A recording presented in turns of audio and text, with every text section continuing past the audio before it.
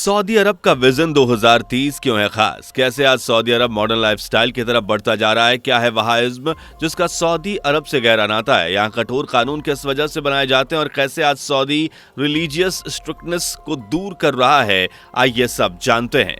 मोहम्मद बिन सलमान अल सऊद, दोस्तों ये तो हर कोई जानता है कि ये नाम सऊदी अरब के क्राउन प्रिंस का है, पर यह भी सच है कि ये नाम सऊदी अरब के उस क्राउन प्रिंस का है जिसने सऊदी अरब को पूरी तरह से बदल डाला। मोहम्मद बिन सलमान ही वो शख्स हैं जो सऊदी अरब में रेडिकल इस्लाम नहीं बल्कि मॉडरेट इस्लाम लाना चाहते हैं और आज के समय में सऊदी अरब जितने बदलाव से गुजर रहा है ऐसे तो इतिहास कभी देखा ही नहीं गया। आज सऊदी अरब अपनी कट्टरपंथी विचारधारा को छोड़कर मॉडर्न लाइफस्टाइल की तरफ बढ़ता जा रहा है।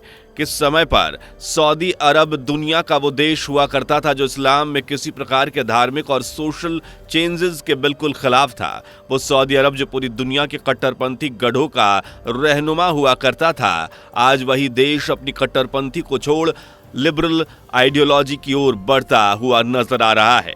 आज सऊदी अरब देश में टूरिज्म को बढ़ावा दे रहा है जिसके लिए कई सारे प्रोजेक्ट स्टार्ट हो चुके हैं, जिसमें सबसे बड़ा प्रोजेक्ट है न्यूम सिटी का, जो अपने आप में एक अनोखा शहर है जिसे सऊदी अरब के तबूक क्षेत्र में बनाया जा रहा है। इसका निर्माण करीब 170 किलोमीटर की लंबाई में हो रहा है। सऊदी की छवि को सुधारने के लिए यहाँ म्यूजिकल कॉन्सर्ट कराए जा रहे हैं जिसकी चर्चा आज खूब हो रही है। यहाँ सिनेमा घरों को भी ऑपरेट किया जा रहा है और लोगों के एंटरटेनमेंट का पूरा ध्यान दिया जा रहा है। इसके अलावा यहाँ स्पोर्ट्स को भी बढ़ावा दिया जा रहा है और यही वजह है कि यूरोप के पॉपुलर फुटबॉलर्स को सऊदी अरब की फुटबॉल लीग में खिलाया जा रहा है। यही नहीं, सऊदी अरब के सिनेमा घरों और म्यूजिक कॉन्सर्ट्स में अब मेन और वुमेन दोनों एक साथ एंजॉय कर सकते हैं। सऊदी अरब का वो कड़ा रूल तो आपने सुना ही होगा जिसके तहत महिलाओं को अपने हस्बैंड या फिर घर वालों के बिना बाहर अकेले जाने नहीं दिया जाता था, पर अब ऐसा नहीं है। यही नहीं, यहाँ महिलाओं को अब गाड़ी ड्राइव करने की इजाजत भी दे दी गई है। अब इन सब की वजह से सऊदी अरब अपनी इमेज को दुनिया के सामने सुधार रहा है ताकि दूसरे देशों के लोग यहाँ आ सकें। खैर दोस्तों, ये तो है सऊदी अरब का, लेकिन अगर हम सऊदी अरब के इतिहास पर नजर घुमाएं तो यहाँ आपको वो कठोर रूल्स नजर आएंगे जो आपकी रूह कपा सकते हैं, जैसे कि पब्लिक एग्जीक्यूशन। बाकी दोस्तों, सऊदी अरब बेहद ही कठोर नियमों वाला देश हुआ करता था, यहाँ अब सुधार आ रहा है। वो सुधार क्यों आ रहा है ये जानने से पहले हमारा ये जानना जरूरी है कि आखिर सऊदी अरब में इतनी कट्टरपंथीता कहां से आ गई थी। वहाइज्म सऊदी अरब के इतिहास में फैली हुई कट्टरपंथी की सबसे बड़ी वजह है वहाबीवाद। जी हाँ, वहाइज्म एक एक्सट्रीमिस्ट इस्लामिक मूवमेंट है। इस विचारधारा में 8वीं शताब्दी की रेडिकल वैल्यूज को अपनाया गया है और वहाइज्म कितनी कट्टरता को फैला सकता है इसका अंदाजा तो हम इस बात से लगा सकते हैं कि दुनिया की टॉप टेररिस्ट ऑर्गेनाइजेशन ही इस विचारधारा को अपनाकर दुनिया भर में आतंक मचा रही है। पर यहाँ सवाल आता है कि आखिर इस कट्टर इस्लामिक मूवमेंट का सऊदी अरब से क्या नाता है? तो ये कहानी भी दिलचस्प है। ये बात है 18th सेंचुरी की, जब मोहम्मद बिन अब्दुल वहाब के द्वारा सऊदी अरब में वहाबी इस्लाम की शुरुआत की गई और इसे शुरू करने के पीछे की वजह थी यूरोपियन फोर्सेस का अरब सोसाइटी में इन्फ्लुएंस। इसको हम ऐसे समझ सकते हैं कि जिस तरह ब्रिटिशर्स ने भारत में आकर भारत की संस्कृति पर प्रभाव डाला, उसी तरह से यूरोपियन फोर्सेस ने अरब सोसाइटी में प्रभाव डाला। यह प्रभाव इतना बढ़ चुका था कि 18th सेंचुरी तक आते आते ज्यादातर अरब सोसाइटी यूरोपियन स्टाइल के लिविंग स्टैंडर्ड्स में रहने लगे थे और अनेकों देवी देवताओं और पेड़ पौधों की पूजा करने लगे थे। अब चूंकि इस्लाम धर्म जिसके मुताबिक इबादत सिर्फ अल्लाह की ही की जानी चाहिए, ये प्रथा बदलती जा रही थी, जिससे परेशान होकर अब्दुल वहाब ने मोर्चा खोल दिया। उनका मानना था कि इन्फ्लुएंस की वजह से इस्लाम नापाक हो गया है और लोग नापाक इस्लाम को फॉलो कर रहे हैं और सच्ची इस्लामिकता को भूल चुके हैं और लोगों को 8वीं शताब्दी के प्यूरेस्ट वर्जन ऑफ इस्लाम में लौट जाना चाहिए। इस सोच के साथ वहां वहाइज्म की शुरुआत की गई। अब वहाइज्म की शुरुआत तो हो गई, लेकिन अब्दुल वहाब भी अच्छे से जानते थे कि कोई भी रिलीजन या विचारधारा बिना सत्ता पक्ष की मंजूरी के समाज में विकास नहीं कर पाएगी, जिसके चलते उन्होंने अरब के एक छोटे से दरिया के राजा मोहम्मद बिन सऊद के सामने वहाइज्म को फॉलो करने की पेशकश रखी। इसके साथ ही मोहम्मद बिन सऊद का अब्दुल वहाब के साथ एक एग्रीमेंट भी हुआ, जिसके तहत आगे चलकर मोहम्मद बिन सऊद जिस भी हिस्से में जीतेंगे उसका राजा सऊद फैमिली का ही होगा और वहां वहाइज्म तो होगी ही, साथ ही वहां की रिलीजियस अथॉरिटी की भी वहाब के खानदान को दे दी जाएगी।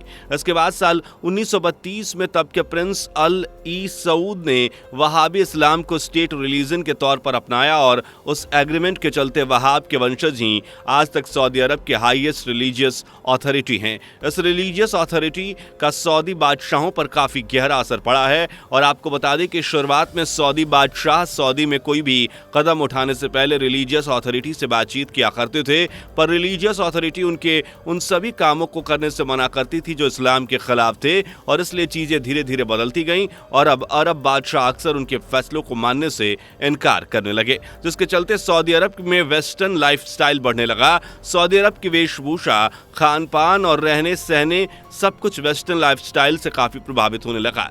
इन सब की वजह से कच्चा तेल, जी हाँ दोस्तों, 1938 में जब सऊदी अरब के डेमम शहर में कच्चे तेल की खोज की गई तो उसको निकालने के लिए सऊदी अरब ने अमेरिका की मदद लेनी चाहिए, लेकिन रिलीजियस अथॉरिटी इसके खिलाफ थी, जिसके अनुसार अमेरिकन नॉन मुस्लिम हैं जो सऊदी अरब की पवित्र जमीन पर नहीं आ सकते, लेकिन सऊदी बादशाह ने उनकी एक ना सुनी और तेल निकालने के लिए उन्हें बुला लिया गया। उस समय सऊदी अरब की इकोनॉमी सिर्फ ट्रेड पर ही डिपेंड करती थी, लेकिन तेल के आने के बाद सऊदी अरब की इकोनॉमी मजबूत होने लगी। सऊदी अरब की बदलती हुई लाइफस्टाइल को देखकर एक कट्टरपंथी वर्ग खड़ा होने लगा जिसने सऊदी अरब में रूल करने वाली फैमिली के खिलाफ बगावत कर दी। ये बात है साल 1979 की, जब एक कट्टरपंथी समूह का लीडर जेउशमान अल क़्वातबी ने अपने 600 साथियों के साथ काबा यानी मुसलमानों के पवित्र स्थल को कब्जे में ले लिया, लेकिन काफी मुश्किलातों के बाद काबा को आजाद करा लिया गया।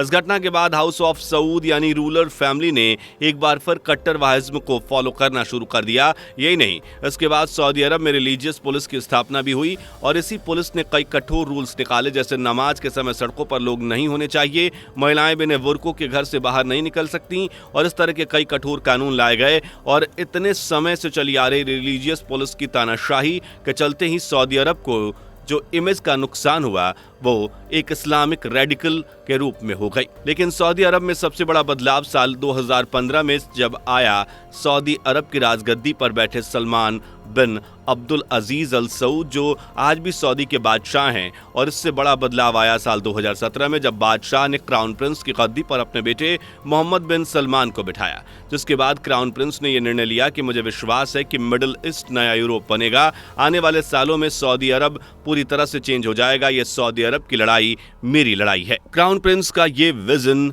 ये था कि 2030 तक वो सऊदी अरब की इकोनॉमी डिपेंडेंसी को ऑयल से दूसरे फील्ड में कर देंगे। और आज सऊदी अरब में जो बदलाव किए जा रहे हैं वो तो आप जान ही चुके हैं, पर एक सवाल और उठता है कि सऊदी अरब में ये चेंजेस क्या केवल मॉडर्न लाइफस्टाइल को अपनाने के लिए किए जा रहे हैं या फिर इसकी वजह कुछ और है। तो जनाब आपको बता दें कि पीछे कहीं ना कहीं ऑयल का ही हाथ है। असल में आज के समय दुनिया रिन्यूएबल एनर्जी की तरफ बढ़ती जा रही है और शायद आने वाले समय में ऑयल की डिमांड भी कम हो जाए, और अगर ऐसा हुआ तो सऊदी की इकोनॉमी बर्बाद हो सकती है। और यही वजह है कि क्राउन प्रिंस अपने विजन 2030 पर काम कर रहे हैं। 2030 विजन उनके लिए बेहद इंपॉर्टेंट है, जिसके आड़े अगर कोई भी आता है तो उसे हटाना उनकी पहली प्रायोरिटी है।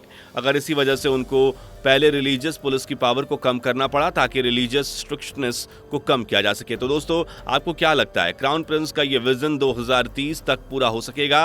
कमेंट करें, वीडियो को लाइक और शेयर करें, साथ ही चैनल को सब्सक्राइब करके बेल आइकन प्रेस करना ना भूलें। मिलते हैं अगली वीडियो में, बाय बाय। दोस्तों आपको स्क्रीन पर 2 और वीडियोस दिखाई दे रही हैं, जिसे देखने के लिए स्क्रीन पर क्लिक करें।